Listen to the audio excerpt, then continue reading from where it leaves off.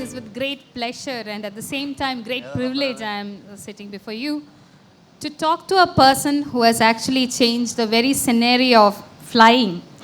Because in one of his interviews, he has already said that, he's always fascinated by the bird and the bee and the concept of flying itself, which has actually given rise to the very famous low-cost airlines.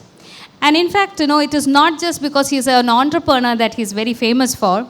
He has also broken some of the caste barriers, some of the class barriers, the socio-economic barriers, which must have actually caused at one point of time people not to dare to fly. And here is one man who has made all the dreams possible for millions of Indians. And at one point of time, and even now, he's a great source of inspiration for many who wants to aspire to become like him. So it's with great pleasure that I am inviting Captain Gopinath to this session. He's not just a writer, it's also an entrepreneur. He has done multitasking. In fact, I like to begin by quoting, in fact, I'm a great fan of his book, Simply Fly, so where he talks about his passions. I'll just read it from there.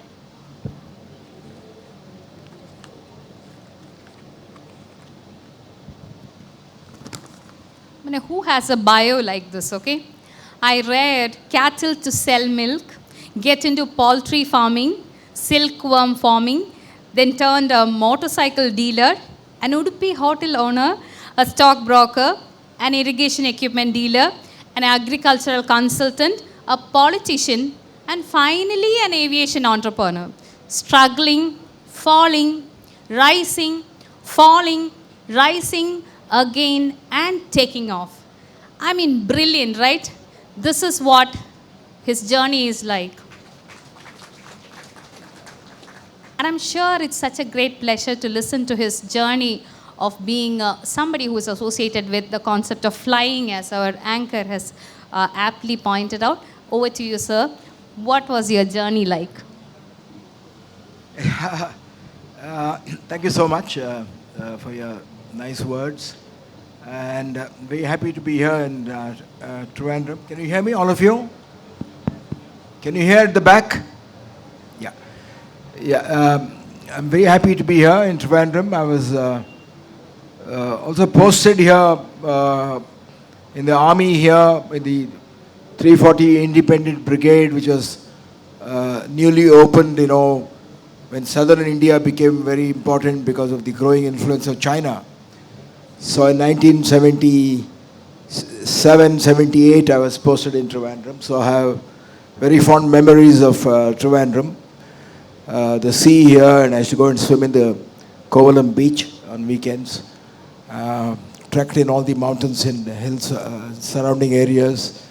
So anyway, to answer your question, my life and the story of Air Deccan is the story of New India, India of possibilities. Goethe, the German poet, very famously said, dare to dream and begin it. Because most people dream but do not begin. So dare to dream and begin it. Boldness as genius, magic and power. And it's very true. And the famous filmmaker who was from a very poor family who failed repeatedly said, if you can dream it, you can do it. So I think it's important to dream, and it's important to dream big, because that's where all of change and all of the realization that everyone will have in his own way, because to each of you there is a power which is inside you, which only you know, and you will not know it till you attempt it. There is that power which is there, deep inside, but it is bottled up. So by your dreaming and then taking that jump to do, because from knowing to doing, if you do not have the latter, if you do not have the doing, all the knowledge, all the gifts and all the talent is of no use. So right from my childhood, I always was dreaming of doing things differently, going beyond the borders. In fact, I was in my village school, something made of a thatch school. I went to school for the first time in my 5th standard because my father was a teacher. He said, I'll teach you at home because the schools are usually in some form, they are jails. The kid, enjoys freedom at home. So he took me to the river, taught me swimming, he took me to the fields. But he was all the time teaching me that you must always be happy by looking at the things that you have rather than the things that you don't have. So if you look at the farm labor in the village, they're planting the paddy, they're harvesting, they're grinding the grains. For every occasion they have a song. You don't have a factory worker singing when he is a mechanic on a shop floor. But you have a farmer singing when he is plowing. He sings when he is planting the paddy saplings. And he said that joy comes out of being with nature. But if you look at the rich man in the village, you are always going to be, in jealousy. So in that sense, my father, his salary, I remember in those days, was 100 rupees. He was a high school teacher. I think it was less than 100 rupees. But he also used to teach students at home. And that was the first lesson to me that that poverty was there. Our poverty was not as poverty as the laborers, but still, we had 8 children, and he was always finding it difficult to send them to school, send them to hostels, buying them books. But it was full of sunshine because there was no jealousy, there was no envy. And that's how I went to my school in the 5th standard. And when I was in my 5th standard, my headmaster and the local village school, I still remember his name, Nanjudaya, he came and said, anybody who wants to go to a military school? And I was the only one who lifted my hand. We were going barefoot to school, and we were sitting on the floor, and the other villagers, their children were coming from 10 to 12 other villages which were in the surrounding place to my village. They had to cross the river, they would come in sunshine, they would come in rains, they would be coming wet. All these things, had an impression on me, and I wanted to get out of that village. And I asked my father, what is a military? Because in the village you find military hotel. Even now in Karnataka you will say military hotel, you will say Brahmin hotel. So I said military hotel is where they eat non-vegetarian because it makes you strong. So I lifted my hand, I said, I want to go for this military school. There is a very famous Kannada poem which I will say because I don't speak Malayalam. It says, Gudiyache, Gadiyache, Gedadache, Hogona Bandiro, Hasanadige. Now, beyond the temple, beyond the woods, beyond the border, let's go and discover new lands. But a French philosopher said it differently. He said to discover new lands, you have to be away from the shore. A boat or a ship is very safe in the shore, in the harbor.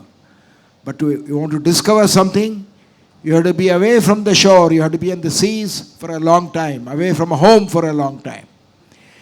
And being on the sea is perilous, it's dangerous. But that's what gives you the rewards, that's how you can fish, that's how you go and discover new lands. It was Columbus, the famous sailor, discoverer, who discovered America when he wanted to discover India. He was standing in Spain and looking at the sea. In those days, during Columbus' time, it was thought the earth was flat. It was not known that the earth was round. So he thought, if I am on the land here, if there's a sea in front of me, there must be land on the other side. So he went and asked for funds from the Spanish kings, Italian kings. That Italian kings did not believe in his idea. But the Spanish king, he was not from Spain, they gave him money. It was probably the first, what they call today, venture capital or equity.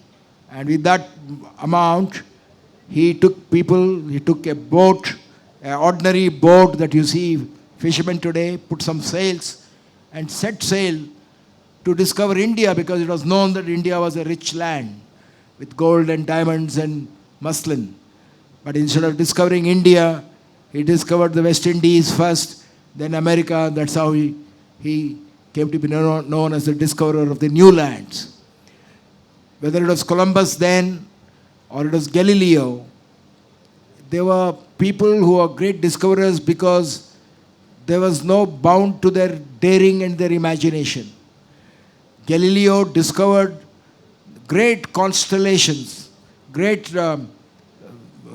cosmic bodies with a simple opera glass, a small, opera glass which they use in the theater even today to look at the actors more carefully with vivid detail of their expressions. They use the opera glass. You use that to discover the galaxies and new constellations. So it is not money, it is not your resources, it is being resourceful, it is being imaginative that gets you discoveries of new lands.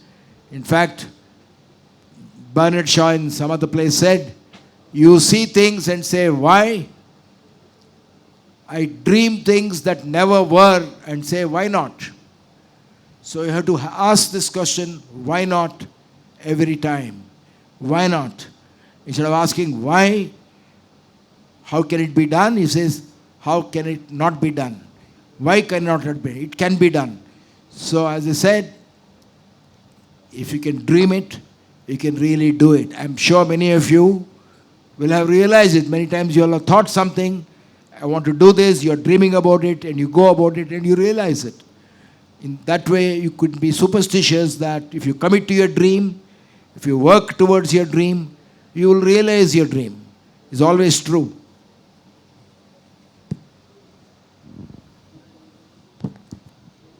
That was quite an inspiring talk about his journey from being, what he was and what he is right now. Now, this is something that I noticed when I was just going through your bio and other details, that you quit army at the age of 28. And also you have participated in the 1971 war, that is the Bangladesh Liberation War. See, normally we have soldiers always wanting to talk about their experiences in the war front and so on. So, is there a chance for a memoir which is based on your army experiences? Yeah, in fact, there is, in my book, there's a chapter on my village life. Then there's a chapter on my army life, on which there is a big part of my days in the army, where I served in Bhutan, I served in Sikkim. In fact, on the day my training was going on, my batch, the training was cut short because the Indo-Pakistan-Bangladesh war was declared. So I reached my unit, which was in Sikkim at 10,000 feet on the Chinese border, and they removed some of the troops and the guns and machinery from the Chinese border near Nathula and moved it to Bangladesh, because then Bangladesh was East Pakistan. So the whole unit, I reached there at about 7 o'clock in the evening, and the unit was already packing. And next morning about 4:30, 5 o'clock, we all moved. I moved out of my first day in the unit. We moved to the border in West Bengal, Bangladesh border. And before I knew it, we were in the war. And I was just about 20 years old then, like many of my other batchmates who joined. And some of them died. And it was a fierce battle, but within 15 days, Pakistan was defeated. And then I came back to Sikkim. Maybe it's a good idea you're given, I can write one on that. But I have written some articles in my new book on the present Chinese problems that we are having. And when I served in the China border, we used to have these same kind of problems, and we had to face it.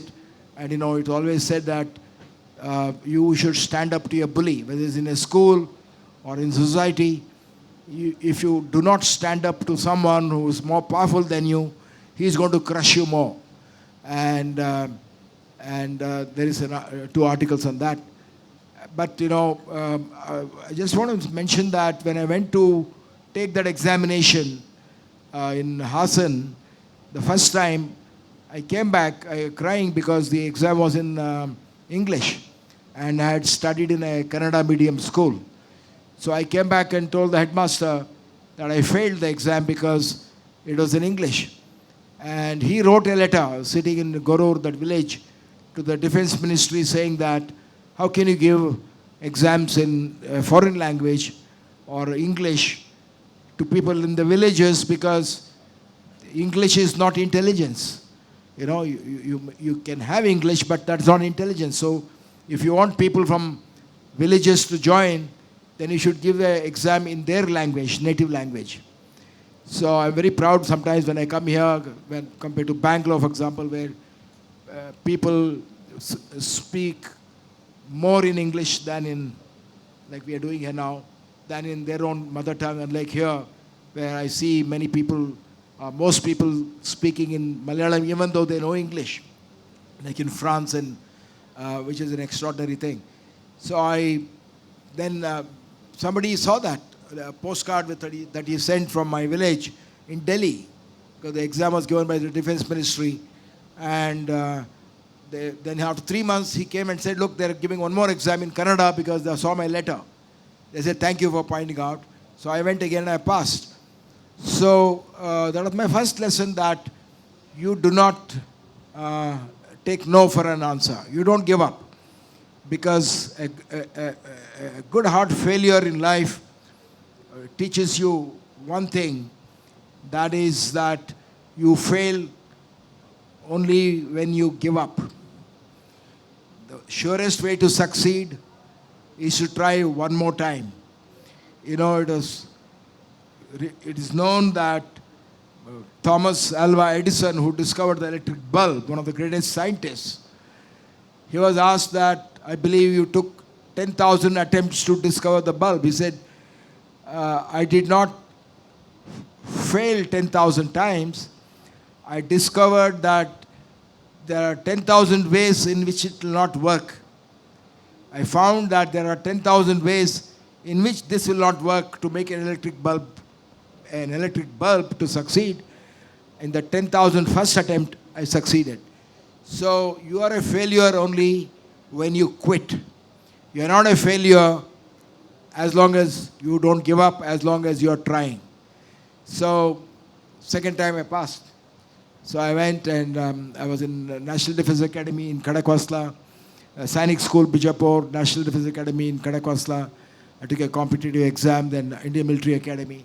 So 8 years of training and 8 years of army life. It was a great life, adventurous life. I served in many parts of India. I was in Sikkim, Bhutan, Assam, Bangladesh, Kashmir, Rajasthan, and also Trivandrum. And then finally, I came home to do agriculture.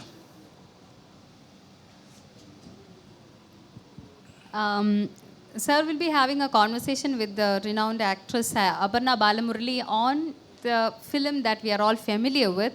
But I can't resist myself from asking some questions about the famous tomorrow, film. That is. Huh? That is tomorrow That with is Aparna. tomorrow. Yes. The movie, you can mention the name of you can mention the name of the movie. Yeah, that's what I'm going to say. Okay. Yeah, it is Surarai Potra, Praise the Brave Hearts, which is loosely based on Captain's life. All of us know that when the movie was released, there was a bit of a controversy about how far it is a faithful recreation of his life. And I was surprised to find that there are so many things which are fictionalized, of course. Filmmakers always take this liberty of creative liberties, they call it, especially because it was not based on his life. It is based on his memoir titled Simply Fly, which is a Deccan Odyssey. And therefore, you find a lot of elements which are not actually taken from Captain's life. For instance, even the cast has been changed, the color has been changed, and there is so much of, I will call it as ideological dishonesty that has happened in the film, primarily because maybe the filmmakers wanted to show that, it is the underdog fighting against hegemonical tradition. But he did not actually say anything about the movie except for the fact that there is a faithful recreation of his wife in the form of Bommi. So I'd like to ask you one thing. How far is Maran, Captain Gopinath, and how far is Bommi, your wife? See, even when you read a book of fiction of any author, it is based on many of the people he has met, his own personal experiences. But if you report it exactly as it happened, then it is not a novel. Then it becomes a report or a journalistic report. Similarly, when a film is made based on what they call a biopic, based on the life of somebody, like Gandhi, for example. When the Gandhi film was made, which was such an extraordinary film, which won so many awards and throughout the world, it is not a representation of Gandhi's life as it happened. A lot of liberties were taken. And similarly, when Lincoln was made about 8-10 years ago, which also won many awards, the director, otherwise it becomes a documentary. It doesn't become a film, biopic. So they dramatize it, fictionalize it to hold the audience. So similarly, the director Sudha, who used to be with Mani Ratnam, she came and met me after reading my book. And much before that, actually, Girish Karnad, whom I knew, he came and told my wife in a dinner that please ask Captain to give the film rights to the book because it's got such extraordinary visual images and a storyline. Even I would like to, also act in the movie.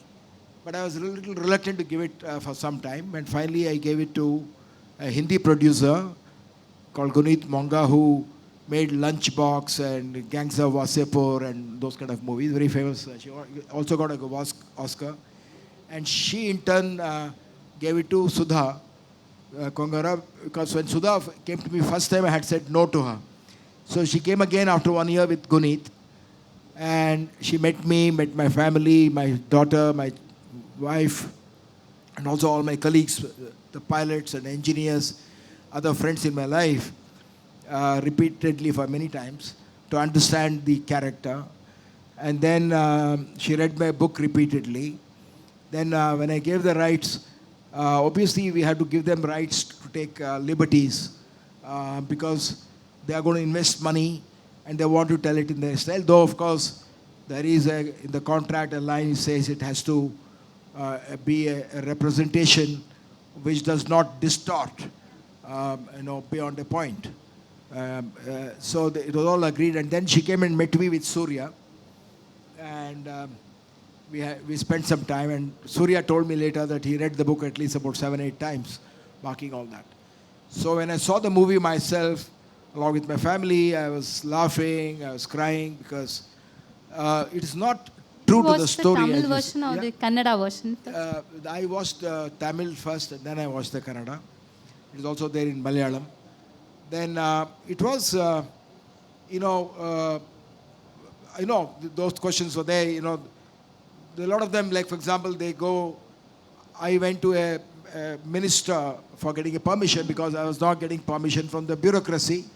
So I was very angry. I rushed through the minister's office and I said, why aren't you giving my license? I've been running behind you for the last so many years. And so that anger, instead of he driving me out, he said, why didn't you come earlier? I did not bribe him. We all know there is corruption in the country. So the story in my book is that there is corruption, there are bad people, but there are also good people. So, but if you believe in your dream, if you are sincere, and if you are hardworking, and if you are passionate, that means your dream and you, like in Adi Shankara said, the Advaita way has to become one. It can't be two. You can't be dream separate and you separate. Your dream must possess you and you must become the dream. When it becomes that, 10 doors shut, the 11th will open. That's exactly what happened in reality. I went repeatedly. I kept going. I would not give up. But I would not bribe.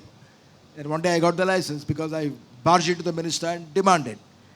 But in the movie, what they have done, instead of showing the minister, they showed Abdul Kalam. Abdul Kalam is the president but Abdul Kalam doesn't sign anything. But they showed Surya fighting somebody, beating up somebody, and then going to Abdul Kalam. Abdul Kalam sees that he's fighting with somebody. So he's a relative inside. He says, why you have come in? So that kind of liberties are taken. The reason why they did it, Abdul Kalam is not a politician, and he's a metaphor for good. Abdul Kalam is a good man, and a politician is not a good man. He's a good man. So they made it like a bureaucracy is always obstacles. He's a saint. So they wanted to give that contrast between a good and this one. So they made him look like Abdul Kalam. These kind of liberties were taken. But I think the underlying theme is, of course, somebody said, in real life he's a Brahmin, but in the movie he's a Dalit. Because my whole story is about a fight against what is not attainable by legitimate means. So it's a triumph of spirit over obstacles. That is the story. That has come out well because when they make him, I was from a village, I'm from a poor teacher, I didn't have political connections, I didn't have money, I'm an ex-army officer, a farmer. I went and started an airline because it is impossible to imagine that you can start an airline when you are from a village and without political connections. So to dramatize it further, to show that someone, because whatever you say, if it's a Brahmin, he's got more advantage than a Dalit. Even though there is one poor Brahmin and then one poor Dalit, a poor Dalit is more disadvantaged than a poor Brahmin. So I think to convey that contrast of a person in the lowest caste with total poverty can achieve big things, which is possible, is the kind of a metaphor that they have been trying to show. And like in Mahabharata, Ramayana, when you say Hanuman grew and flew to Lanka, you can't take it literally. It is a metaphor for a symbolism that the person who is good is really, he can do great things. And similarly, even evil, they'll try to magnify it. So they try to magnify these things. And I think that aspect of the story where a person can rise above his poverty, rise above his circumstances, rise against every obstacle, that has come out well. And that is the essence of the book. And the other thing is that, my wife, who is also from a small village, but she had studied up to BA, but she was a housewife. When I started came from my farm, came to Bangalore, and I started the airline, I realized that the children are going to grow up and that women must be self-sufficient. They should do something on their own. That's the reason I said everybody has a talent. And I discovered that if I would suddenly bring 10 people to the house, she was in a minute able to make a big meal. She would never get angry or flustered saying that you brought so many people. So she had a great talent in the food side. So I encouraged her to start a bakery. So she started a bakery, and within 1 year after she started the bakery, I left it and I started the helicopter company and then the airline. So when I started the helicopter company, I had no time. And I also felt that by leaving her to herself to make mistakes, because some inspector will come and he will ask money. One day she was telling me the inspector came, some guy from the weights and measures, he'll check your, what is that, weighing scale. He'll say your weighing scale is not all right. Then he will seize your weighing scale, or he'll put a case, or the labor inspector, or somebody else. So he would come and sit in her chair and say, give me cake, give me this, give me that, and also the envelope takes some 500 rupees or 1,000 rupees. So these things, she has to face herself. What happens suddenly if something happens to me? How will she face life? That is the biggest challenge for women, especially women who are not professionals as engineers and doctors. So she tackled all that. She had labor problems. People will come and demand money, all those kind of things. So, and she has done a great job. The bakery is still running. It's 27 years. So in the movie, what she has done, Sudha, I think it's done a fantastic job. What she has shown is that normally what happens, a wife becomes subordinate to the husband in everything. She says, you're looking after the business, so I'll look after the house. You're looking after the business, I'll take care of the children. So your dream is more important than mine, so I'll stay home, you go and look after the business.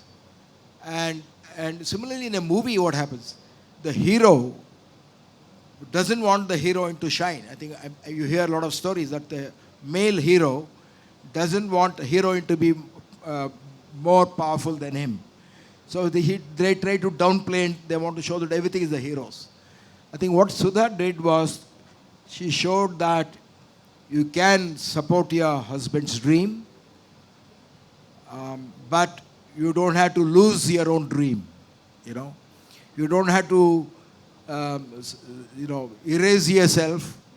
You don't have to erase your personality to enhance the personality of the husband. Support him, help him, but do not become subservient to him in realizing your dreams. Because if the wife is strong as a partner, not only just earning money, but it gives you self-worth, self-assurance, and ability to survive the world, because the life is unfair, as Kennedy said. Life is cruel. And in the normal circumstances, it's cruel when things can go wrong. So I think Sudha has brought out that character of my wife excellently to show that women must not lose their dream and erase themselves to, support their husbands. That has come out very well.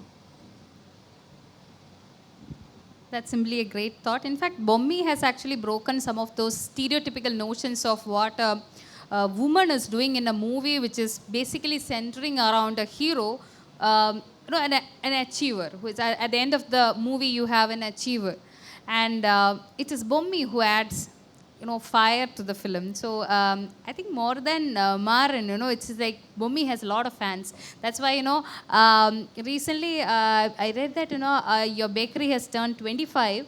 27.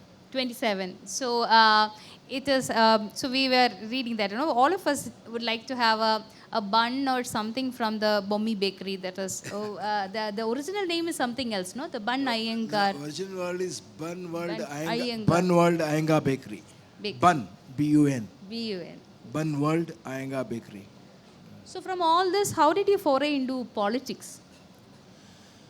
Because when I was in my, after I left the army, I wanted to do something other than army, and I didn't want to be in a government job. And so I came to my village where the dam was built and all the lands were submerged. So the government gave lands in some other place. They were barren lands. So I thought when I went and saw those lands, somehow that I had to walk about 6 kilometers to see where the lands were. It's in a remote place on the bank of a stream. The landscape was beautiful. There is a lovely stream there.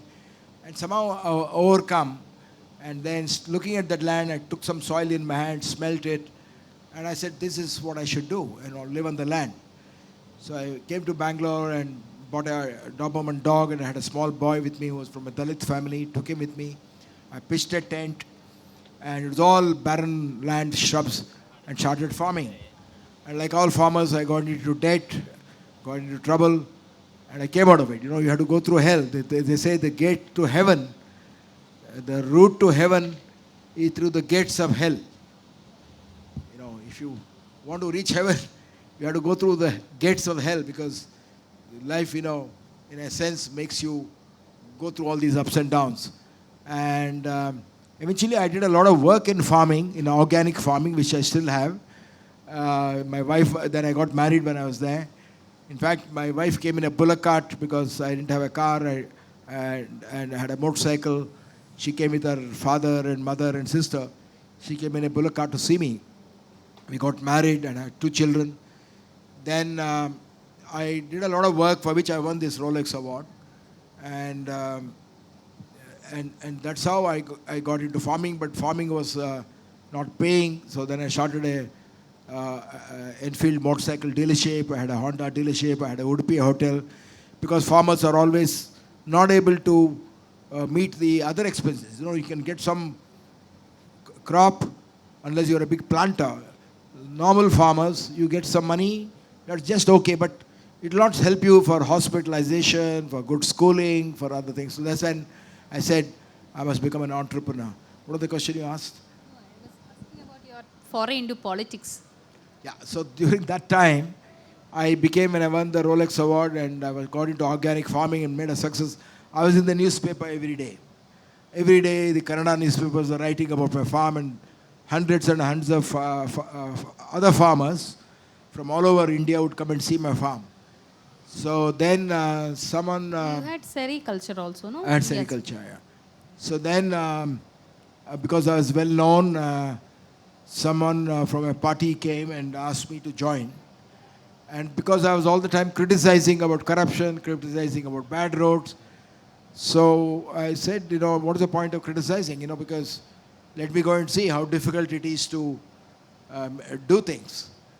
Easy to criticize, or a drink, or watching a movie, or having a meal, you'll say, everything is bad. It's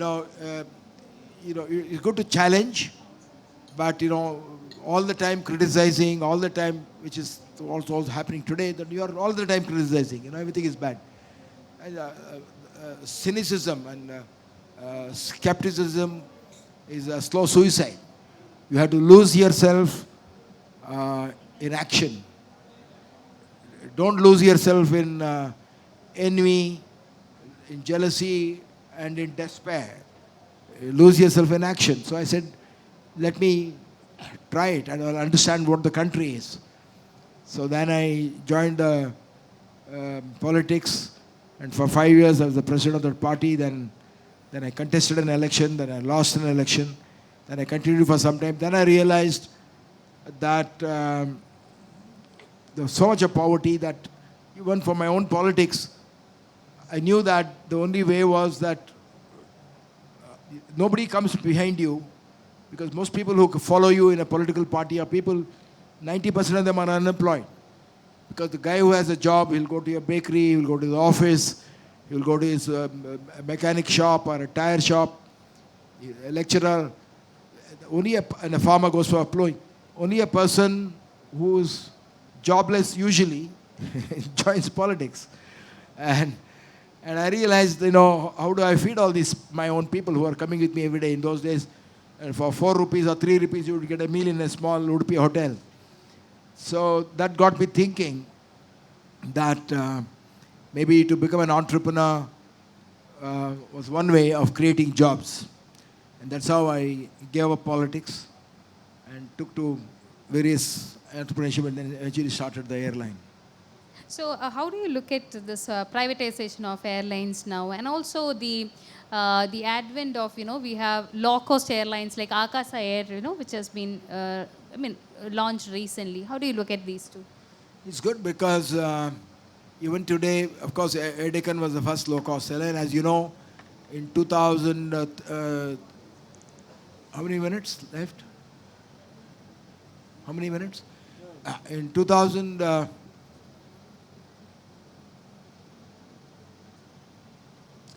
in 2002, or rather 95, I came to Bangalore from my farm.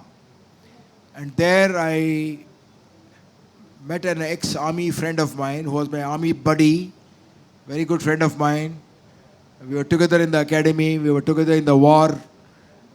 Captains Kanakakunnu Samuel, very good friend of mine. He was a helicopter pilot, and he came, met me in Bangalore because he was from Bangalore. He had taken a premature retirement after 20 years, and then he and I got this idea because I found that he was not getting a job.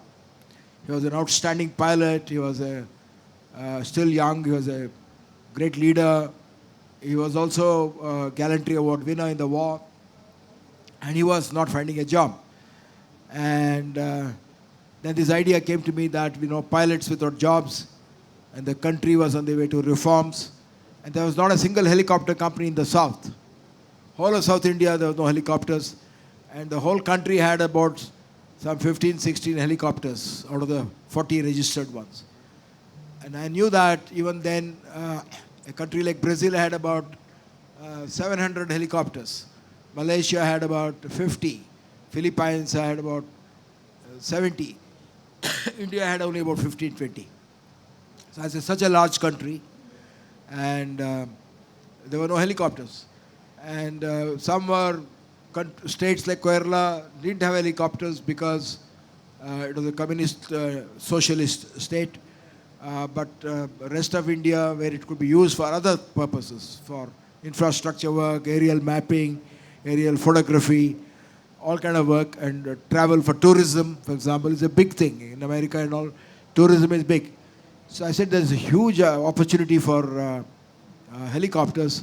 And Sam and I, we started the helicopter company in 95. So by the time of 2002, there's a long story as to how I started it. People should read the book. Then as I said earlier, it is not the money, because I didn't have the money, but if you have the dream, and if you can sell your dream. Today, what do you mean by selling a dream? Today Zomato has started, Flipkart has started, various companies. Not the old business people, the young people who are starting. Narayan Murthy started Infosys. How they were all people who started with 10,000, 20,000 rupees. So you need to have an idea. You need to have people to buy your dream. You need to be obsessed with the dream to the point of madness. Then somebody will give you the money because he has the money and you have the brains and you have the idea. So you sell him your dreams, and what do you give? He gives you money and you give him shares. And that's how we started the helicopter company, and I had about 15 helicopters in 2002. We had helicopter in Chennai, Bangalore, Hyderabad, Bombay, Kashmir, Badrinath, and Delhi, and Calcutta, everywhere. So when I was flying the helicopter, I suddenly realized there was no longer the country which was the country when I started the helicopter. When I started the helicopter, it was a different country. India was changing, and I was seeing it but not seeing it. So they say vision is the art of seeing the invisible. Vision, that is durdrishti. The ability to see is the art of is seeing the art of the invisible. You have to see the invisible. How is it possible? You can only see what you can see. The invisible is the future. So you have to be able to see the future. Now, a good entrepreneur can see the future, that he is going to create something where nothing existed. So I realized that there was a new India which was changing. There was a lot of wealth getting created at the middle class level, at the upper middle class level. And people would ask me many times and call and say, because we used to put an advertisement. We had a first advertisement which said there was a helicopter in a small island, in the river island of Kaveri, with a girl fishing in a remote place. And we said, if it's on the map, we'll take you there. If it is on the map, we'll take you there because the helicopter can land anywhere. Then people would call and say, can you fly us to Hubli? Can you fly us to Calicut? Can you fly us to places like that? Thinking that we can take them there to the airfield. Then I realized that they saw the advertisement, they wanted to fly. But helicopter was not the right thing for mass travel. You have to have a bus in the sky or a train in the sky. And so I realize now that India, even though we are still fighting elections on caste, even today, I realize, but there is another caste which doesn't recognize any caste, which is the consumer caste. A customer is a customer. When you go to your hotel, you don't realize who has served you. If you're a pilot, you don't know which caste he is. If you go to your mechanic, you will not know. You want him to do the job. So I realize that these consumers caste, they will change the policies, because when people are not getting jobs, politicians will listen to customers. That's how a lot of policies are getting changed, because there's a pressure on them to deliver on jobs. And states, including communist states like West Bengal in those days, started privatizing. Though they were saying communism, they were privatizing. Just like all this happened after Russia collapsed, which is a communist country, and China, which was more communist than Russia after Russia collapsed, continues to be a communist country, but they embraced capitalism. China is the most capitalist country, and I was in China with a delegation of silk farmers in '95, and I found that even in a taluk headquarters, there were skyscrapers, there's karaoke bars, nightclubs. So China had changed, except as long as you don't speak against the government.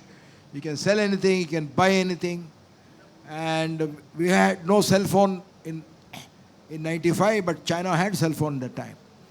And they had nightclubs there. It was like New York. So I came back and said, if China has become this, India will not be in isolation. And I said, I must build an airline for the common people, because when I was in the US, next to me in a low-cost airline, there was a guy sitting there in shorts and big bunions, big tattoos. And I asked him what was he doing. He said he was a carpenter. And that's when I realized that why are carpenters not flying in our country?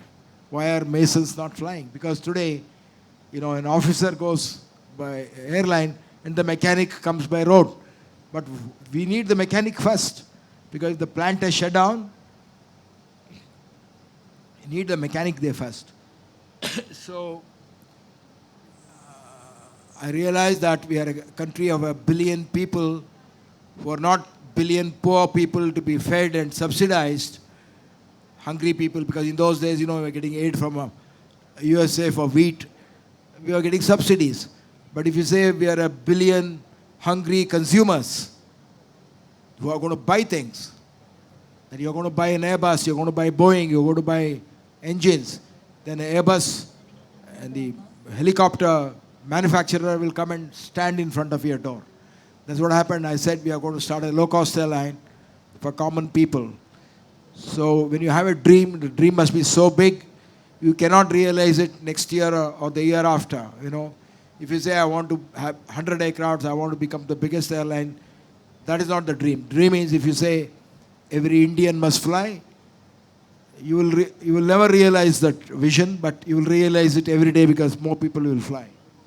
So that's how we started the airline, just based on that simple idea that when I found that people were buying motorcycles, they were buying refrigerators, they were even started buying small cars in a village, I realized that they were not buying air tickets. Less than 0.5% of India was traveling by air. And I said, I don't need to be a rocket scientist, I don't need in Kannada there's a proverb, if you have a abscess in your palm, Angayina Hunnige Kannadi Beke. If you have an abscess in your palm, you don't need a mirror. The mirror is a guru, mirror is your consultant. You want to go and ask somebody else, I want to do this. Can I do it? No, you should not. If you believe it, he's not seeing your vision. You're seeing it. So if you're seeing it, you should, as I said, if you are dreaming it, you do it. Because I was looking at the 99% who are not traveling, and the others were looking at the 1% who are traveling and said, where is the market? I said the 99%. So our dream was to make people in the train to come to the planes. Then it will be inexhaustible. So even today, even though our airports are congested, less than 4% of India is traveling by air. There is 96% who are still traveling by train or bus. This is actually Captain Sir's latest book, which is now available for purchase, which is actually getting rave reviews from the Week, and the Hindu has written, given praises to this.